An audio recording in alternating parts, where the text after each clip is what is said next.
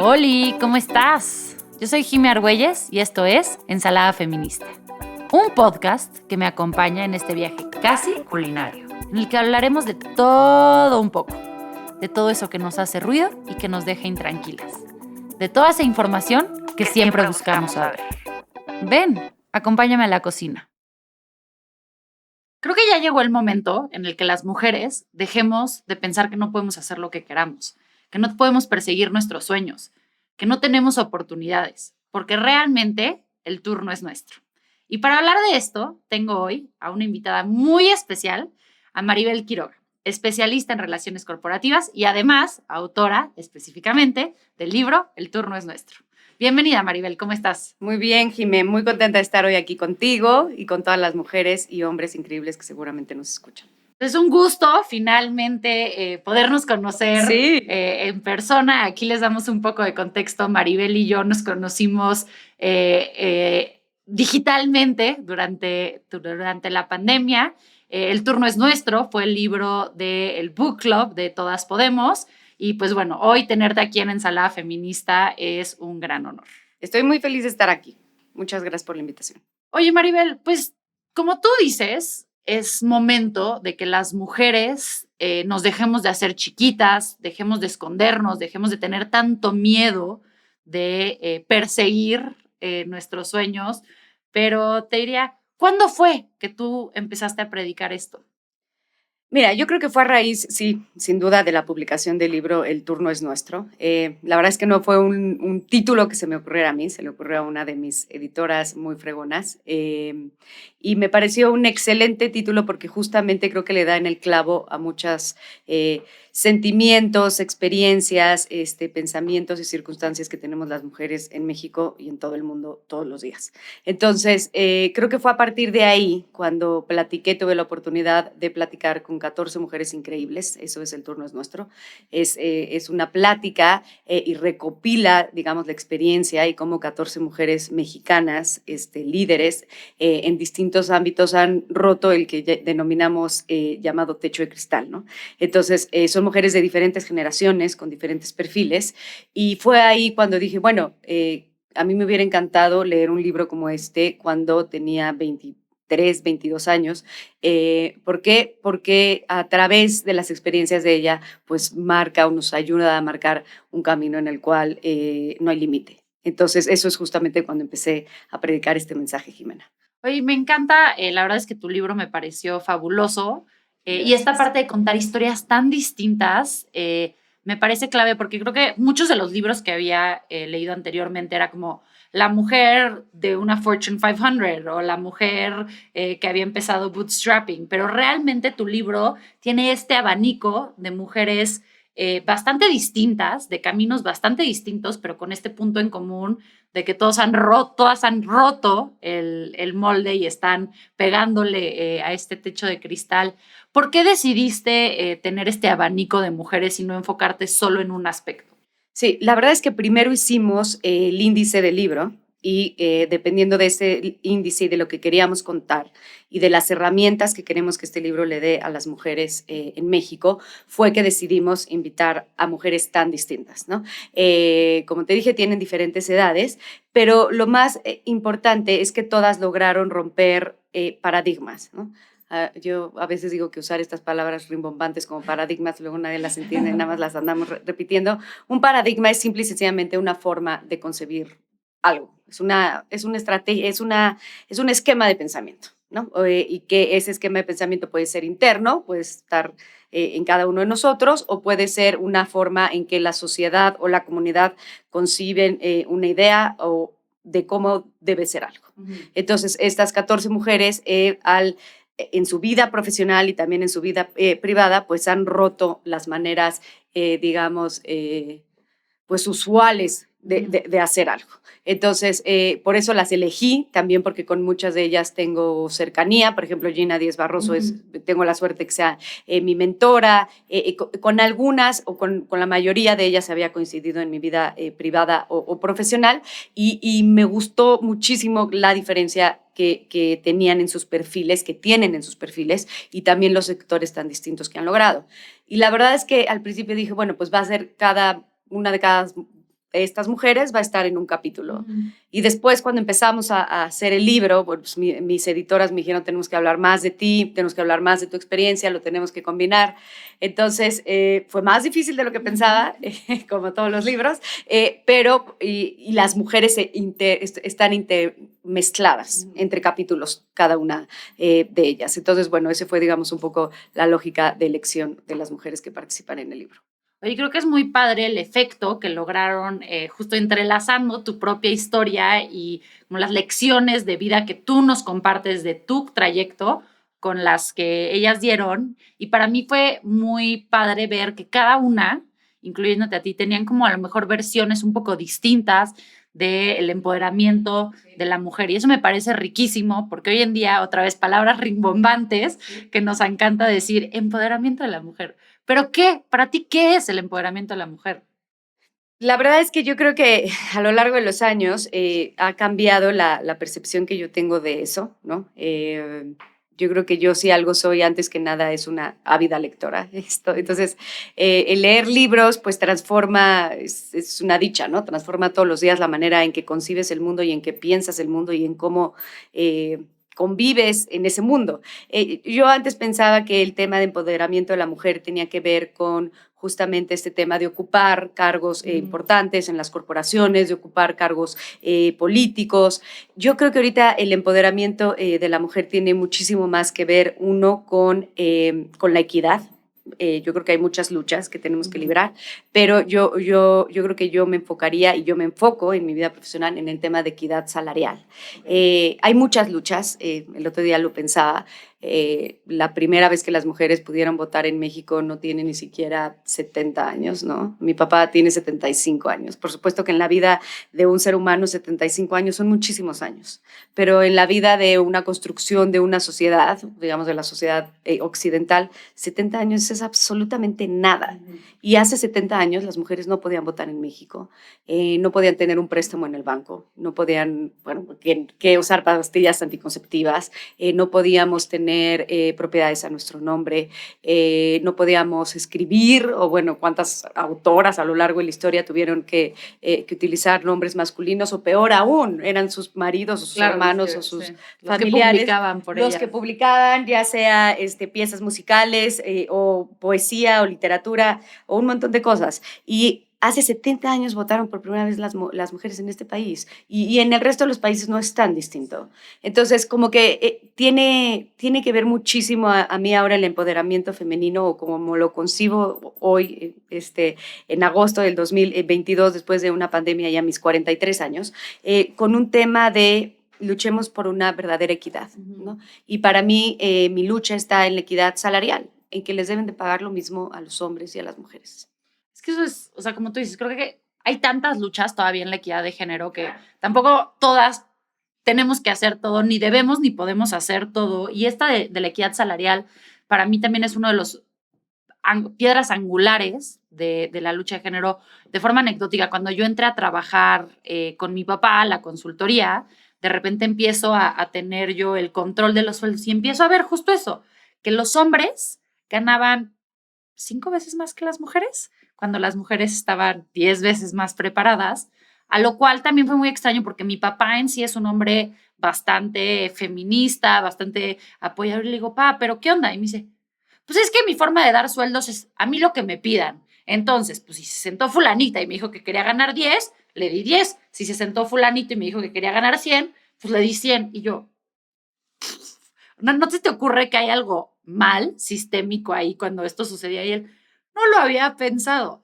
Pero creo que no solo es que las corporaciones no nos den salarios igual, también todavía las mujeres nos cuesta pedir lo que es nuestro. Absolutamente, pero eso es un tema antropológico. A ver, por un lado, yo creo que las grandes empresas, bueno, pues empiezan a entender que este es un tema no serio, que este es un tema que tiene ya que ver no solo con su tema reputacional, sino también con la posibilidad de conseguir inversiones y capital, ¿no? Existe todo este tema de ESG, Environmental Social Government, que ahí, bueno, pues el tema de género, de equidad y de inclusión está absolutamente inmerso y así debe ser. Entonces, por un lado, es inevitable, ¿no? También están los organismos internacionales que cada vez empujan más a que la equidad de género y la equidad salarial sea algo real. Y, por supuesto, las nuevas generaciones, ¿no? Tú eres mucho más joven que yo y tú traes un drive muy distinto al que yo tengo, lo cual a mí me encanta escucharlas y verlas y platicar con las mujeres mucho más jóvenes porque ya traen otro clic en la cabeza, ¿no? No, yo soy generación centennial y es muy distinto, digamos, la manera en la que concebimos, o hemos aprendido a ver el mundo de otra manera. Pero volviendo al tema importante que es el tema de los salarios, ahí reside la importancia, Jimena, de la mentoría. O sea, yo ahorita soy mentora de como de 8 chicas y 3 chicos y es muy divertido porque me hablan, pues es divertido porque es muy padre aprender. Yo aprendo más de ellos que yo creo que ellos de mí, pero siempre tenemos este temor a pedir más, ¿no? Este temor a, me da miedo pedir más porque entonces no me lo van a dar, entonces voy a dejar de ser una candidata, un candidato viable. Y yo siempre digo, pide más. O sea, pide un 30% más de lo que te están ofreciendo. Y generalmente se los dan. Pues, siempre se los dan. Sí. Y el puesto, digamos, el tema salarial no solo tiene que ver con el dinero que te depositan quincenalmente en tu nómina, sino con todo un paquete de prestaciones que ni siquiera sabemos cómo negociar.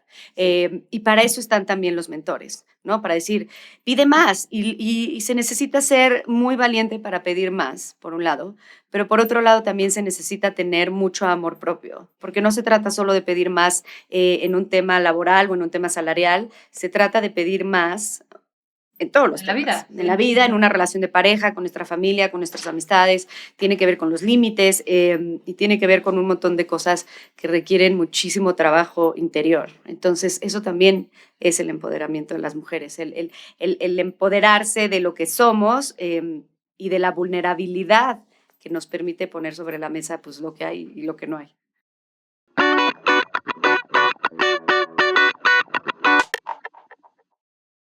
Me encanta y me encanta como lo pones del pedir más en todos los aspectos de la vida, porque no solo es en lo laboral, y también me da mucho gusto escuchar que tienes este grupo de personas a las que mentoreas, porque a mí algo que me choqueó mucho cuando yo viví en Estados Unidos y luego regresé fue la falta de relaciones de mentoría que existe en México, porque a nosotros nos da miedo pedirle a alguien que sea nuestro mentor. O sea, creo que hay como, en este pedir más, hay muchas personas que les da miedo acercarse y decirle, oye, Maribel, ¿te interesaría ser mi mentora? Porque dicen como, no, es que está muy ocupada, es muy importante, no, ¿cómo le va a quitar su tiempo? Y ¿cómo ha sido? O sea, ¿por qué crees que tú tienes este pool de personas a las que mentoreas versus gente que no tiene ni uno? Yo creo primero porque tienes que partir de un lugar, o sea, para tener un mentor lo tienes que admirar, ¿no? Lo tienes que admirar profesionalmente y tienes que tener muy claro que tener un mentor también implica un compromiso y un trabajo de tu parte. O sea, si yo voy a tener una llamada con Gina Díez Barroso que sé que va a durar 30 minutos, pues tengo que llevar mis puntos, claro. ¿Me explico? Y tengo que haber hecho lo que ella me dijo que tenía que haber hecho hace 6 meses, ¿no? No es como que nos vamos, no es mi amiga, sí. O sea, no nos vamos a ir a tomar un cafecito, ¿no? Exacto, son cosas distintas. Digo, luego hay a veces que sí se dan esas situaciones o esas conversaciones y ella siempre me dice, a ver, yo no solo voy a ser tu mentor en la parte profesional, yo me voy a meter también en tu vida personal porque ella lo ve como parte de un todo y estoy completamente de acuerdo con ella. Yo creo que a través de las pláticas que he dado y de los cursos y a través de espacios como este en el que me permites participar, es como la gente se entera que yo hago estas cosas y bueno, pues por supuesto me piden ayuda y yo en la medida de lo posible, pues claro que lo hago, ¿no? Y es y lo hago también porque pues yo he tenido gente que me ha llevado de la mano, ¿no? Este tema de la mentoría es muy nuevo, pero pues antes los mentores, porque pues mis mentores profesionales fue en un momento mi papá, uno de mis hermanos, y después fueron mis jefes. Yo estuve en el ámbito público muchos años, entonces pues de cierta manera eran mis jefes. Después al pasar a la iniciativa privada, uno de ellos también, pero después pues como que me quedé huérfana de mentores y dije, pues yo no puedo trazar un camino si no tengo a alguien a quien admire mucho que me guíe. Entonces, lo importante es encontrar a alguien. En el libro viene muy claro, viene todo un capítulo de mentoría, de cuál es la diferencia entre mentoría y coaching, de cómo escoger un mentor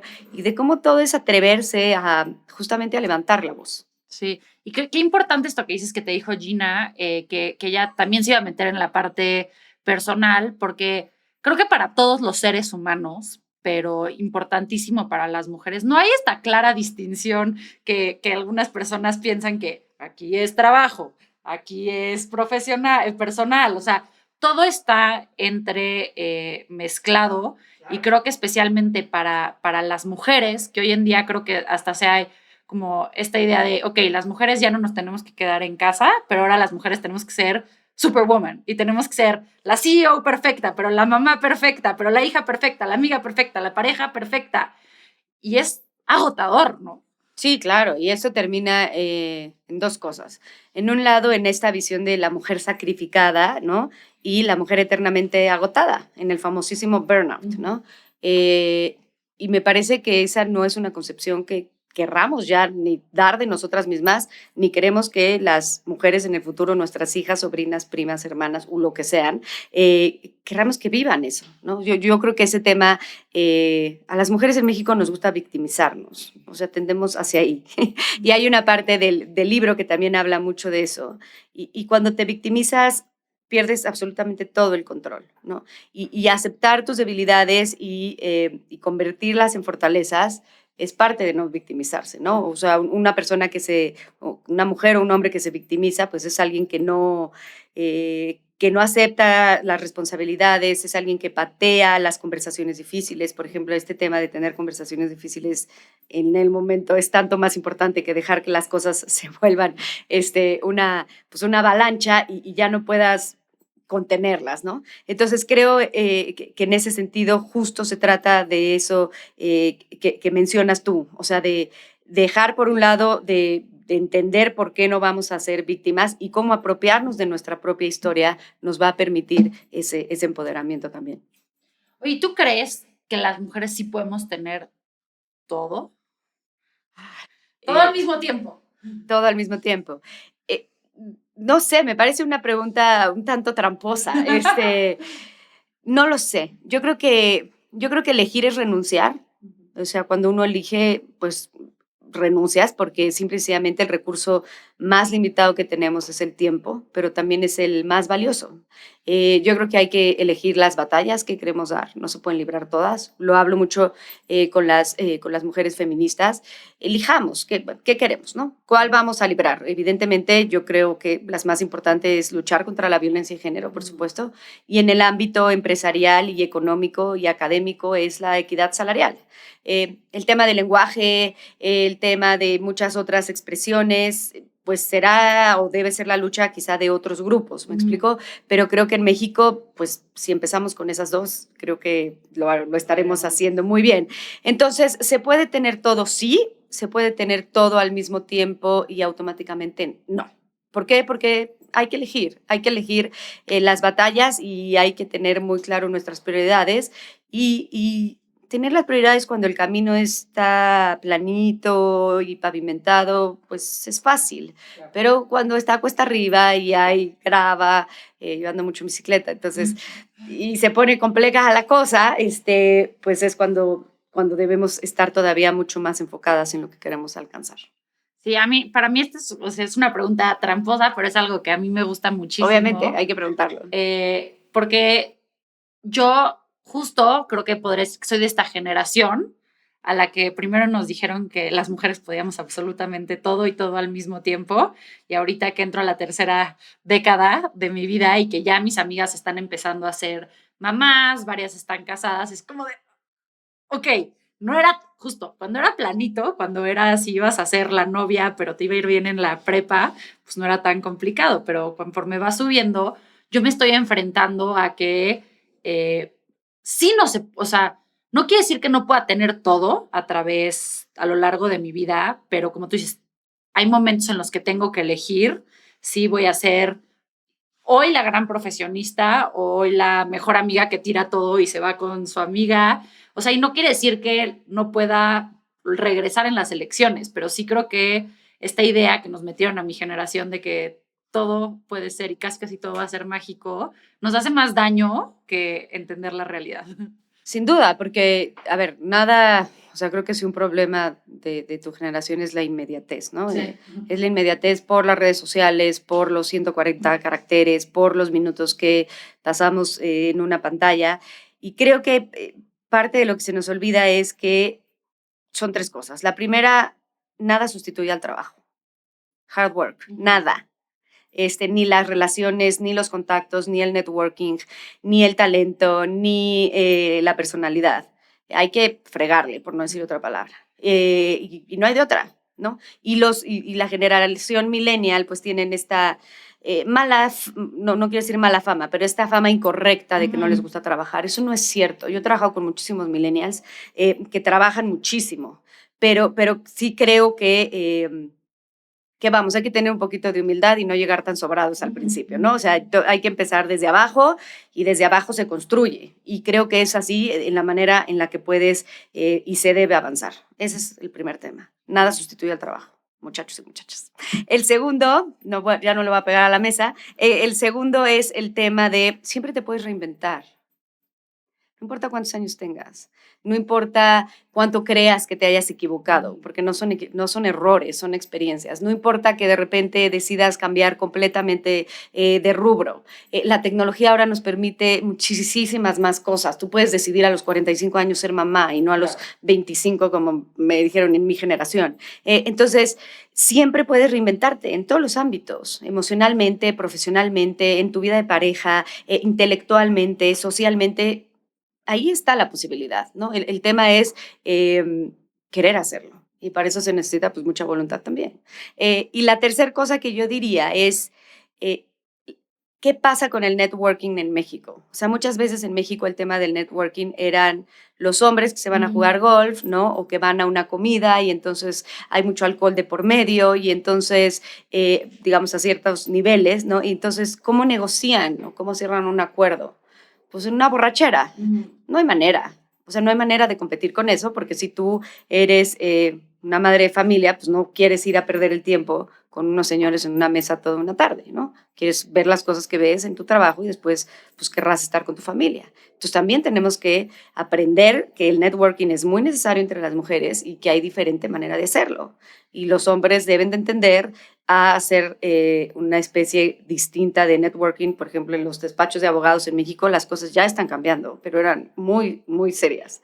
Yo soy abogada, puedo atestiguar. Me imagino que sí. Eso. Me imagino que sí, pero ya están haciendo las cosas diferentes. Existe Abogadas MX, ya hay mecanismos pues de control, el tema de compliance también en inclusión, en equidad, es cada vez más importante en todas las empresas, no solo globales, sino también mexicanas. Entonces, creo que sí las cosas han cambiado muchísimo en 10 años, eso sí hay que decirlo con toda claridad, y que en 10 años estoy segura que vamos a estar mucho mejor de lo que estamos ahora. Pero por eso tenemos que incluir a los hombres en estas conversaciones. Totalmente de acuerdo. Creo que yo siempre algo que digo es, si dejamos al 50% de la población mundial fuera de la conversación, ¿a quién estamos haciendo mensos? Exactamente.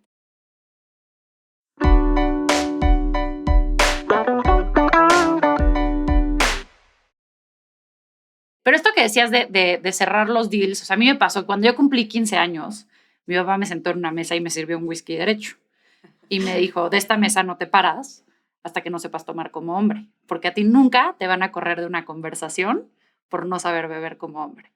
Y bueno, no les quiero contar la borrachera que nos pusimos mi papá y yo, pero sí, para mí sí fue podría decir, una ventaja en mi vida profesional, que de repente me encontré en situaciones en las que yo estaba todavía ahí cuando todas las otras mujeres se habían ido, porque tenía un papá que me había dicho, a ti nadie te corre de la mesa, aunque empiecen a hablar de amantes, prostitutas, lo que sea, que son conversaciones que se dan en estos espacios, tú tienes que seguir ahí. Pero no creo que sea algo que las mujeres tengan que, o sea, me parecería muy triste tenerle que decir a mi hija futura lo mismo, pero también, no sé, como que me siento con los pies en un poco encrucijada, digo, ok, tampoco puedo yo ahorita decir, quemar todo y decir, no, todo lo que hacen está mal, porque me van a correr de la conversación. O sea, ¿cómo has lidiado tú con eso? No, a ver, o sea, yo creo que tu papá fue muy pragmático y te ayudó a que tú te adaptaras a un entorno adverso. Porque para empezar, que un niño o niña de 15 años tome alcohol es ilegal. Y yo trabajo en esa industria, entonces lo tengo que recalcar y decir con mucha claridad. No es aceptable que los menores tomen alcohol y creo que es un tema en el cual también hemos avanzado mucho, pero falta mucho por hacer. Pero bueno, igual, de 10 años para acá existe una conciencia totalmente distinta. Y entonces, bueno, pues tu papá fue pragmático y lo que hizo fue adaptarte a ti a un entorno. Y a mí muchas veces me preguntan, a ver, el famoso síndrome del impostor, ¿no? Que es esto que hablo mucho en el libro, que se trata de, ¿cuál es el problema? El problema es las inseguridades que tenemos las mujeres, también les da a los hombres, pero el síndrome del impostor está muy enfocado en el tema de las mujeres. Bueno, son las inseguridades de las mujeres, es nuestra falta de arrojo, es nuestra falta de, pues de que nos sentimos intimidadas, o viene del entorno. Y la verdad es que son las dos cosas, ¿no? Por un lado, necesitamos muchísimas más herramientas profesionales y emocionales para plantarnos en una mesa. Se necesita de experiencia, se necesitan fracasos, se necesitan años, pero creo que hay muchas herramientas que les podemos dar a las mujeres jóvenes para que sepan sentarse en esas mesas y no pongan su integridad en ningún momento en entredicho. Eso en primer lugar. Eso hablando de las mujeres. Y el entorno, pues el entorno también está fregado, por no utilizar otra palabra. ¿Por qué? Porque te voy a poner un ejemplo muy sencillo. Yo tengo 2 hijos, uno tiene 13 años y el otro tiene 12 años. En esos 13 años he cambiado muchas veces de trabajo, nunca he dejado de trabajar y pues he llegado a muchos trabajos nuevos. Yo creo que solamente en los últimos 2 trabajos que he tenido, afortunadamente, no me han hecho esta pregunta. Ay, Maribel, ¿y quién cuida a tus hijos mientras estás trabajando? En todos, Jimena, en todos. Entonces, tú estás llegando a un trabajo nuevo que no conoces a la gente, quizá no conoces el sector, el rubro, quizá estás llegando ahí pues, con cierta inseguridad y además pues, no traes leverage porque vas llegando y además hay un par de personas superiores a ti que te echan en la cara qué mala mamá eres, porque ¿quién está cuidando a tus hijos mientras tú estás trabajando? ¿Sabes cuántas veces le han preguntado al papá de mis hijos quién cuida a sus hijos mientras él trabaja? 0 veces. Ahí está el entorno. Eso es el entorno. Eso es un sesgo de género. Y los sesgos de género en el ambiente laboral están intrínsecamente en todas las estructuras de las organizaciones. Dime tú, empresas, ONGs, en la vida pública, en los gobiernos estatales, municipales, en el federal. O sea, en nuestro propio inconsciente tenemos sesgos inconscientes, por eso se llaman inconscientes, porque no nos damos cuenta que están ahí. Entonces, esa es otra lucha muy importante. El hacerle ver, o sea, el ponerle luz y visualizar que todos tenemos estos sesgos, todos, hombres y mujeres, y que ¿para qué estamos negando lo que es así? Claro. Mejor cuestionemos, estudiemos, hagamos tests. Hay un test. Sí, el test de Harvard. El test famosísimo de Harvard, que solo le tienes que poner Google, test implícito de género, y te sale en qué tienes sesgos de género y en qué no. Y entonces, bueno, vamos a dejar el link para que les vamos a dejar el link. Clavado, exacto. Lo va a hacer que yo descubrí que yo tenía, 10 minutos. O sea, yo una mujer que tiene un podcast que se llama Ensalada Feminista, que hablo de esto todo el día con 2 papás turbo liberales, tengo un chingo de sesgos de género. Por supuesto. Pero pues hay que estar ahí para reconocerlos. Por ejemplo, yo me di cuenta que era mucho más juiciosa y dura con las mujeres que abandonaban a sus hijos que con los hombres. ¿Por qué? Porque me parecía antinatura. No es lo mismo. Eres igual de papá que eres igual de mamá. Entonces, ¿por qué yo era tan dura con las mujeres que abandonan a sus hijos? Y los hombres me parecía ya una cosa Es lo normal. Es que sí es un sesgo de género. está muy cañón. Justo ahorita, hace unos meses que pasó el Día del Padre, leí un meme que tenía muchísima, o sea, que decía, toma tan poco ser un buen papá y tan poco ser una mala madre. Y eso está cañón. Pero creo que también con esta reformulación, si metemos a los hombres a la conversación, también hay una nueva construcción de la paternidad. Y también hay un nuevo, o sea, y por eso creo que como tú decías y como decíamos, es tan importante meterlos a la conversación, porque si nosotras no nos, o sea, tenemos todos esos sesgos inconscientes, pues los pobres a los que muchas veces ni siquiera nadie, y ahorita creo que con todo lo que hay en redes, pues todo el mundo tiene que haber escuchado del feminismo y de la igualdad de género, maybe, a lo mejor es mi burbuja, pero de repente digo, alguien que nunca nadie se ha sentado con él a tener una conversación de, oye, ¿sabes que si haces chistes de menstruación, que si le preguntas a la mujer, que si está en sus días, estás teniendo una violencia a la mujer? Y la mayoría te dicen como, nunca lo veo, o sea, pues es que así crecí. Y ya que se los dices, sí puedes cortar o sea, es como que se corta o sea, ellos solitos hacen conciencia, pero se requiere tener estas conversaciones incómodas, como tú decías. Por supuesto, y no son ni siquiera incómodas, es una cuestión de conciencia.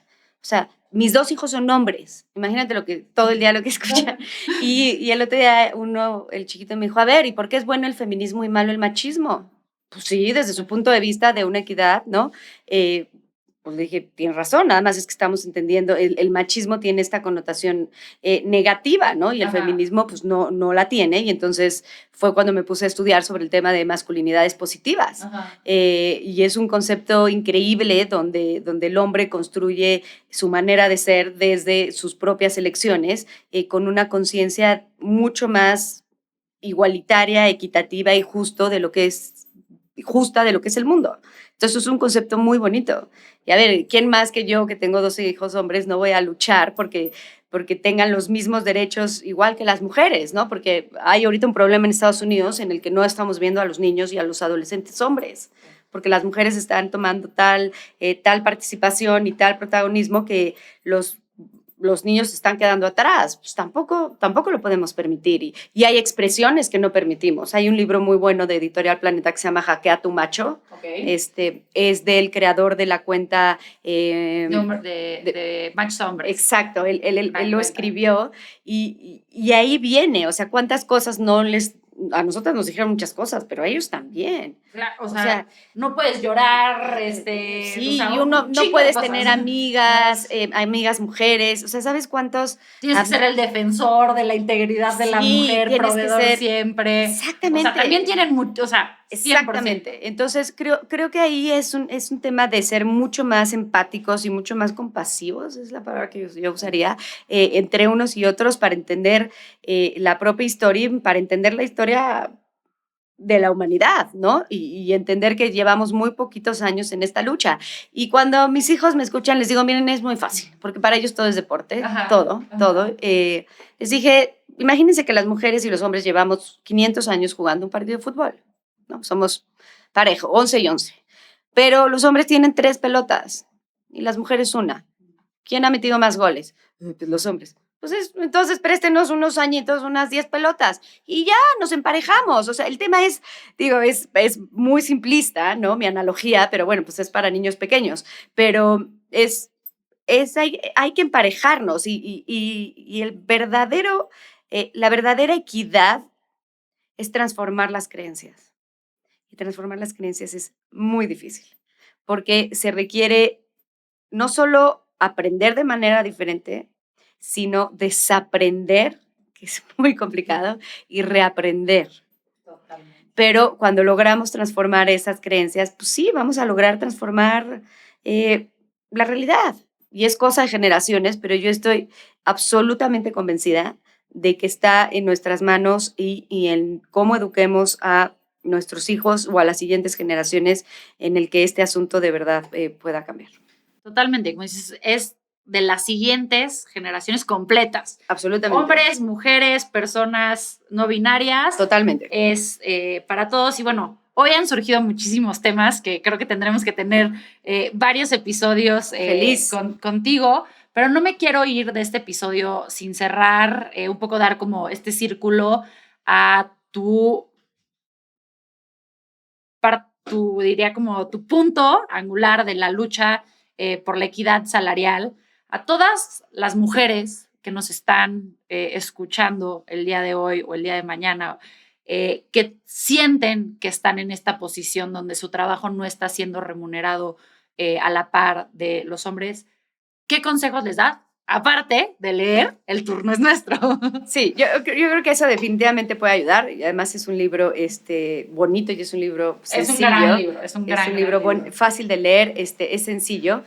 Yo lo primero primero hay que creérselo, ¿no? O sea, oye, yo estoy sentada en esta mesa porque tengo las credenciales para estar en esta mesa y además voy a dar estos resultados y además llevo esta trayectoria y entonces merezco ganar este porcentaje. No es que yo me esté comparando con la de al lado, ¿no? Bueno, hay en muchas empresas en las que hay como tableros. Sí, como los tabuladores. Sí, eso, tabuladores. Pero bueno, siempre que creas que mereces un incentivo, hay que pedirlo. Y como dice mi papá, todo lo que no se vea reflejado en la nómina no existe. Exacto. O sea, son las buenas intenciones. Todo lo que no se vea reflejado en la nómina es discurso.